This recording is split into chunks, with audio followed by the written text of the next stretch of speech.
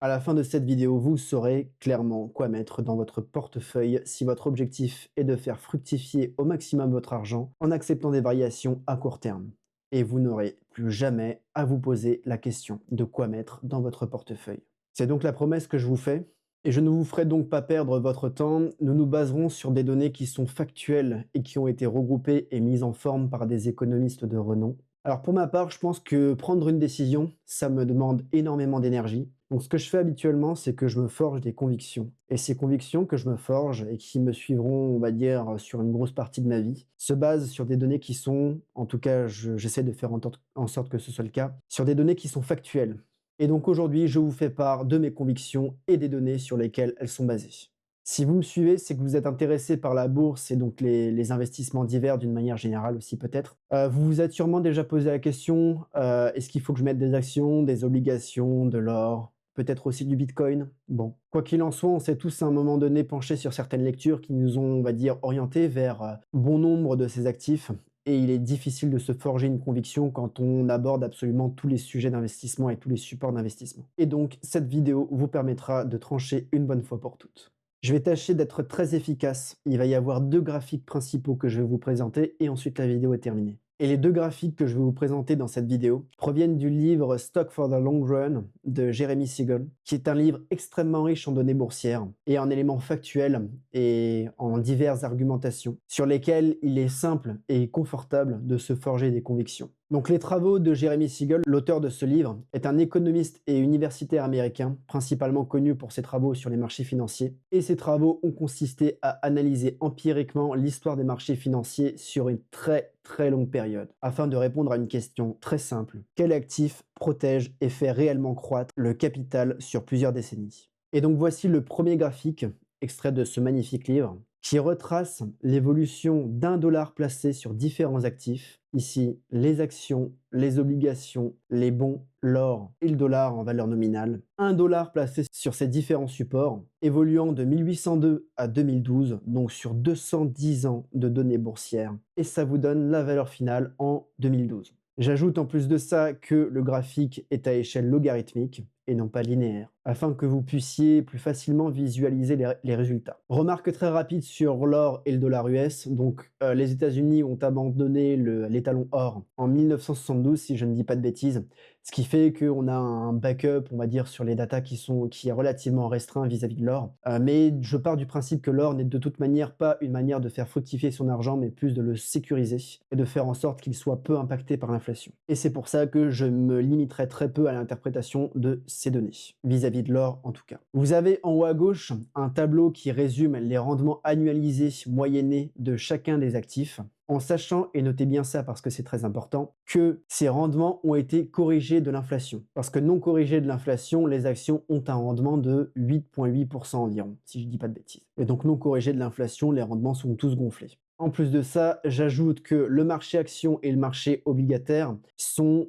des données basées sur le marché américain. Donc les obligations sont des obligations d'État américains sur le long terme et les bons sont notés dans ce livre comme étant des obligations sur l'État américain court terme. Et les actions représentent la totalité du marché des actions américaines, donc ça représente littéralement un portefeuille diversifié d'actions. J'ajoute en plus que ces chiffres reprennent les rendements totaux réels et réintègrent absolument tous les revenus qui auraient été distribués à l'investisseur au fil des ans, plus les plus-values ou les pertes, les faillites des actions, etc., etc.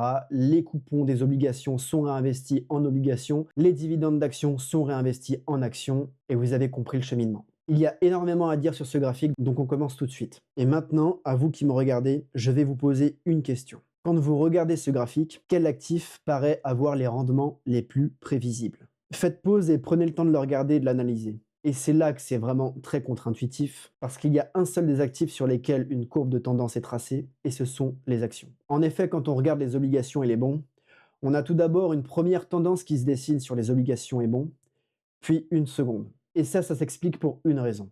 Les rendements des obligations et des bons sont très influencés par l'inflation. Et ça s'explique via plusieurs points. Tout d'abord, la valeur nominale de l'obligation ou du bon quand vous l'immobilisez et quand vous achetez des obligations et des bons, c'est une valeur, on va dire que le principal vous allez rembourser à la fin au dollar près, nominalement parlant. En plus de ça, pour les obligations donc ordinaires que vous allez vous procurer, les rendements sont fixes. Ce qui fait que, par exemple, si vous avez un rendement à 3% d'une obligation et que vous avez une inflation à 4%, à ce moment-là, si vous faites la soustraction, vous perdez 1% de pouvoir d'achat. Si vous n'êtes pas familiarisé avec le vocabulaire que j'utilise, faites pause et prenez le temps de comprendre ce que j'essaie de vous dire. Et c'est littéralement pour ça que vous voyez les obligations et les bons avoir une espèce de stagnation au cours du temps sur cette période, donc d'environ 1929-1930 à 2012, parce qu'il y a eu des pics d'inflation qui ont induit une stagnation des rendements réels des obligations et des bons. Donc quand on dit rendement réel, c'est après avoir déduit l'inflation. À l'inverse, pourquoi est-ce qu'on n'observe pas ça sur les actions? Pourquoi est-ce que la droite de tendance est absolument magnifique? La raison s'explique assez facilement, à vrai dire. Vous avez littéralement, les actions sont un titre de propriété d'une entreprise. Dans ces entreprises-là, vous allez avoir des immobilisations, des bâtiments, des machines. Et ces actifs-là s'apprécient au même rythme que l'inflation, à peu de choses près. À cela s'ajoute au fait que les entreprises augmentent également leurs prix au rythme de l'inflation, ce qui fait mécaniquement croître leurs résultats, leurs bénéfices par action et mécaniquement, une fois de plus, ce qui fait croître le prix de l'action.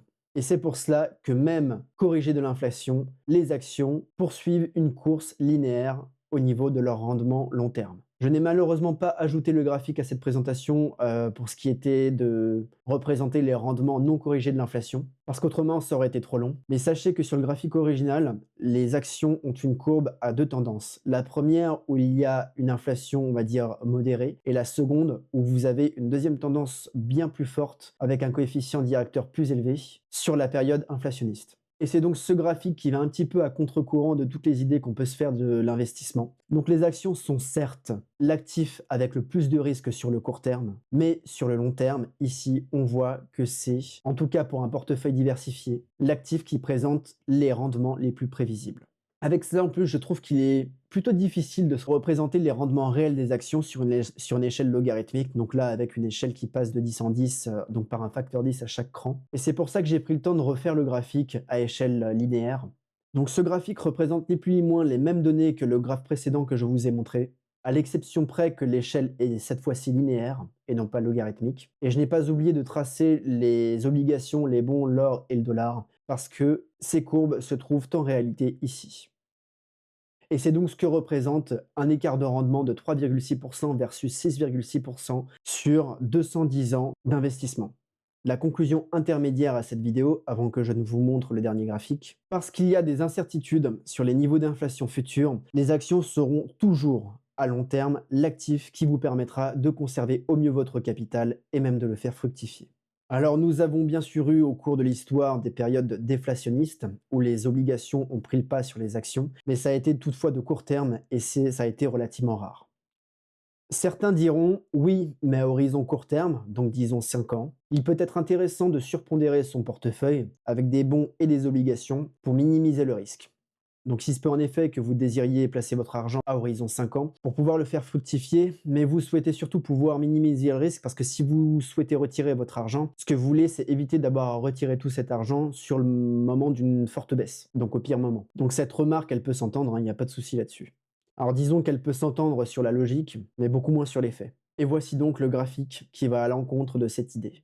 Donc ce graphique représente les rendements en termes réels, donc corrigés de l'inflation. Donc les rendements les plus élevés et les moins élevés en actions, en obligations et en bons sur des périodes de 1, 2, 5, 10, 20 et 30 ans. Alors ce graphique est absolument magnifique. Franchement, prenez le temps de le regarder et je vais vous l'expliquer. C'est pour moi un des graphiques qu'on pourrait lire et qu'on pourrait ressortir à n'importe quelle période parce qu'il est tellement important pour se forger une conviction et une confiance en ses placements financiers qu'il vaut franchement son pesant d'or. Ce graphique, encore une fois, il se base sur les 210 ans de données boursières, comme le précédent. Donc sur la période 1802-2012. Vous prenez cette période de 210 ans et vous la découpez en différentes périodes de durée de détention. Donc les 210 ans seront par exemple découpés en 210 périodes de 1 an, en 105 périodes de 2 ans, en 21 périodes de 10 ans, etc.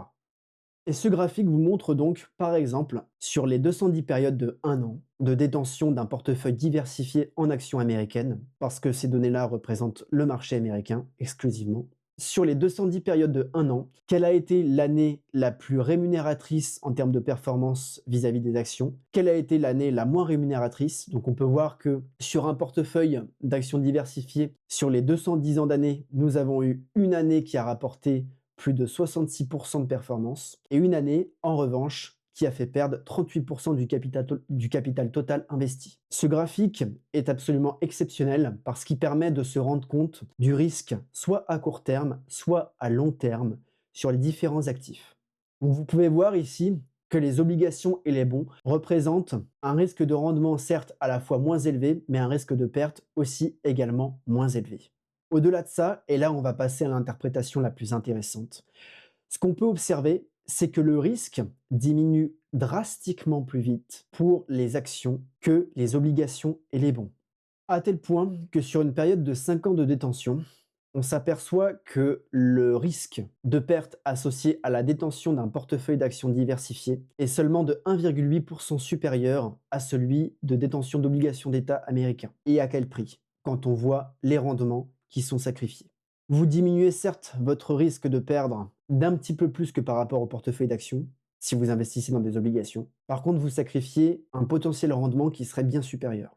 Et enfin, la dernière chose à souligner sur ce graphique, et c'est potentiellement la plus importante, si vous êtes capable de détenir 10 ans un portefeuille d'actions diversifié, votre risque de perte de capital devient inférieur au risque de perte de capital si vous détenez des obligations et des bons, et en plus de ça, votre rendement sera supérieur. C'est ce qu'on peut voir ici. Avec cela, si vous êtes capable de détenir ce portefeuille d'actions pendant 20 ans ou 30 ans, le risque de perte en capital est totalement nul. Et je le rappelle encore une fois, ce graphique est corrigé de l'inflation.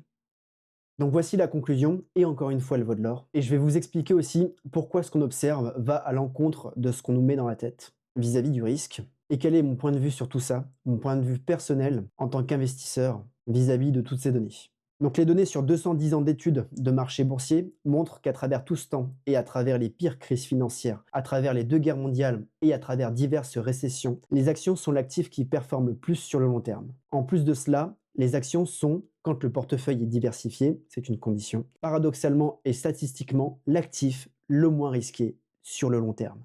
Les obligations sont des contrats exécutoires devant la justice. Par contre, les actions ne promettent absolument rien à leurs détenteurs. Ce sont des investissements risqués, un acte de foi en l'avenir. Cette citation est de Peter Bernstein, et j'apprécie énormément cette citation parce qu'en tant qu'éternel optimiste, je fais le choix de croire en l'intellect de l'homme avec un grand H, en sa capacité à progresser et à créer de la valeur. Et c'est pour ça que je fais le choix d'être exposé énormément au niveau action. Et parce que les voitures d'aujourd'hui roulent mieux que les voitures d'hier, parce que les avions d'aujourd'hui volent plus vite qu'hier, et parce que l'économie est en éternelle croissance, et parce que l'homme s'est rajouté de la connaissance, du savoir, et parce que l'homme s'est toujours acharné au fil du temps à créer un maximum de valeur et à s'élever, alors je fais le choix de croire que demain sera un jour plus radieux qu'hier. Et les données historiques et statistiques me donnent raison d'y croire. Sur ce, c'est tout pour aujourd'hui. Je vous invite à liker cette vidéo, à la commenter si toutefois vous avez des questions. J'y réponds systématiquement. Et je vous dis à la prochaine pour une nouvelle vidéo. Salut!